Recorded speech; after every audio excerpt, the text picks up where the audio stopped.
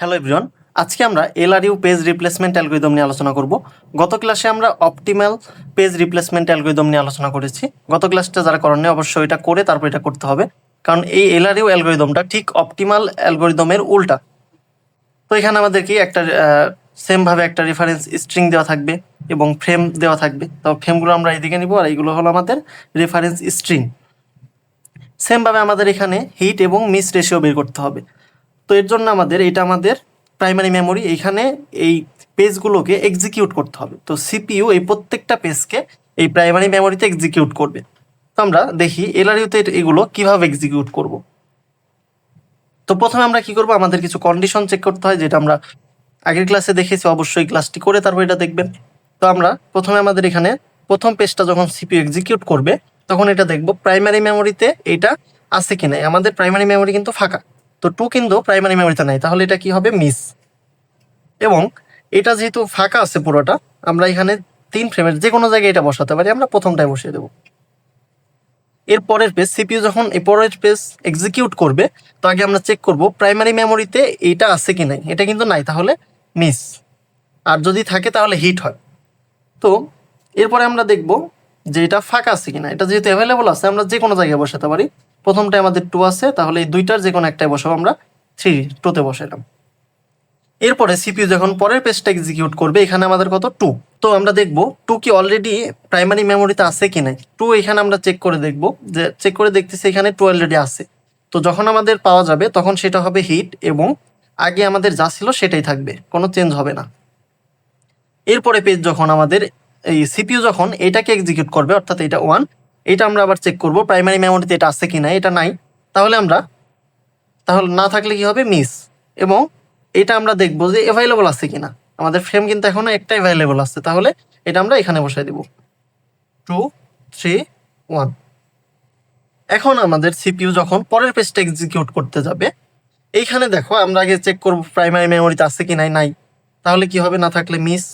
এবং অ্যাভেলেবল কিন্তু নাই, আমাদের কোনো ফ্রেম অ্যাভেলেবল নাই। এখন আমাদের কি করতে হবে, এটাকে এক্সিকিউট করতে হলে আগে কোনো একটা পেজকে রিপ্লেস করতে হবে। তো কোনটাকে রিপ্লেস করব? তো আমরা যখন অপটিমাল করছি, আমরা কি করেছি, আমরা দেখেছি যে যেই পেজটার ফিউচার ডিমান্ড সবচেয়ে পরে আসে সেটাকে রিপ্লেস করেছি। কিন্তু এটাতে উল্টা, এটাতে আমরা দেখব কোন পেজটা সবচেয়ে আগে এক্সিকিউট হয়েছে সেটাকে আমরা রিপ্লেস করব। সেটা কিভাবে দেখব, এইটার আমরা রাইট থেকে লেফটের দিকে যাব এবং দেখব কোন পেজটা সবচেয়ে আগে এক্সিকিউট হয়েছে। তো লেফটে রাইট থেকে লেফটে যদি যাই, এখানে আমার কি আছে, 1 3 2। তো 1 এক্সিকিউট হয়েছে, তার আগে কত, 2 এক্সিকিউট হয়েছে, এবং তার আগে 3 এক্সিকিউট হয়েছে। এখন আমাদের এখানেও কিন্তু 2 আছে, আমরা 2 প্রথমটাই নিব, অর্থাৎ রাইট থেকে লেফটে যাওয়ার সময় প্রথমটা নিব। পরের যতগুলোই থাক আর কাউন্ট হবে না। তো আমাদের এই তিনটা যদি দেখি, 3 সবচেয়ে আগে এক্সিকিউট হয়েছে, অর্থাৎ আমরা 3কে রিপ্লেস করে 5 দিব, তাহলে 2 5 1। সেমভাবে পুরোটা হবে। এরপরে আবার যখন আমাদের সিপিইউ এটাকে এক্সিকিউট করবে, আমরা আগে চেক করব আছে কি নাই। তো প্রাইমারি মেমোরিতে অলরেডি 2 আছে, তাহলে কি হবে, হিট, এবং যা ছিল তাই থাকবে। এখন পরেরটা যখন এক্সিকিউট করব 4, এটা আমরা দেখবো আছে কি নাই। এটাও কিন্তু নাই, তাহলে কি হবে, মিস। এবং এটাও কিন্তু আমাদের কোনো একটা পেজ রিপ্লেস করে বসাতে হবে। তাহলে কিভাবে রিপ্লেস করব, এটার রাইট থেকে লেফটে যাব এবং চেক করব কোন পেজটা আগে এক্সিকিউট হয়েছিল সেটাকে আমরা রিপ্লেস করে দিব। তো আমাদের এখানে আছে 2 5 1, তাহলে 2 এর আগে এক্সিকিউট হয়েছে 5, এর আগে 1, তাহলে আমরা 1কে রিপ্লেস করে দিব। তাহলে কি হবে, 2 5 1। এরপরে আমাদের সরি 1 না, এ 1 তো আমরা রিপ্লেস করে 4 দিব, 4। এরপরে আমাদের আরেকটা পেজ এক্সিকিউট করব 5। সিপিইউ যখন এটাকে এক্সিকিউট করবে, আবার আমরা চেক করব প্রাইমারি মেমোরিতে এটা আছে কিনা। অলরেডি আছে, তাহলে এখানে কি হবে, হিট, এবং এটা কি যা ছিল তাই থাকবে, 2 5 4। এখন সিপিইউ আবার পরের পেজটা এক্সিকিউট করবে, এখানে কত আছে, 3। আমরা আবার চেক করব এটা আছে কি নাই। এটা আমাদের পেজে নাই, তাহলে কি হবে, এটা মিসিং। এবং এটা কি করব, কোনো একটা পেজ রিপ্লেস করে এটা বসাইতে হবে। অর্থাৎ তাহলে আমরা কি চেক করব, এটার আবার রাইট সাইড থেকে লেফট সাইডে যাব, কোনটা আগে এক্সিকিউট হয়েছে চেক করব। তো এখানে আমাদের কি আছে, 2 5 4, তাহলে এখানে 5। তো 5 প্রথমে 5 এক্সিকিউট হয়েছে, এর আগে কি হয়েছে, তার আগে 4 হয়েছে, 4 এর আগে 2, তাহলে 2 সবার আগে এক্সিকিউট হয়েছে। তাহলে আমরা 2কে রিপ্লেস করে দিব 3 5 4। আমরা যেটা এক্সিকিউট করব ওইটা রাইট থেকে বা লেফটে যাব, দেখব যে কোনটা সবার আগে এক্সিকিউট হয়েছে। তো এরপরে সেমভাবে আমরা এইটাকে এক্সিকিউট করব, পরের পেজটাকে। তো এটা আমরা চেক করব আছে কি নাই, নাই তাহলে কি হবে মিসিং। এবং এখন আরেকটা রিপ্লেস করে এটা বসাইতে হবে। তাহলে কোনটা রিপ্লেস করব, আমরা চেক করব যে কোনটা আগে এক্সিকিউট হয়েছে। তাহলে 3-র আগে 5 হয়েছে, 5-এর আগে 4, অর্থাৎ 4কে আমরা রিপ্লেস করব। তাহলে কি হবে 3, 5, 4কে রিপ্লেস করে 2 হবে 2। এখন সিপু এর পরেরটা আবার এক্সিকিউট করবে, চেক করব। এখন চেক করে দেখা যাচ্ছে যে এটা অলরেডি প্রাইমারি মেমোরিতে আছে। তাহলে কি হবে যা ছিল তাই, এবং এখানে হিট 3, 5, 2।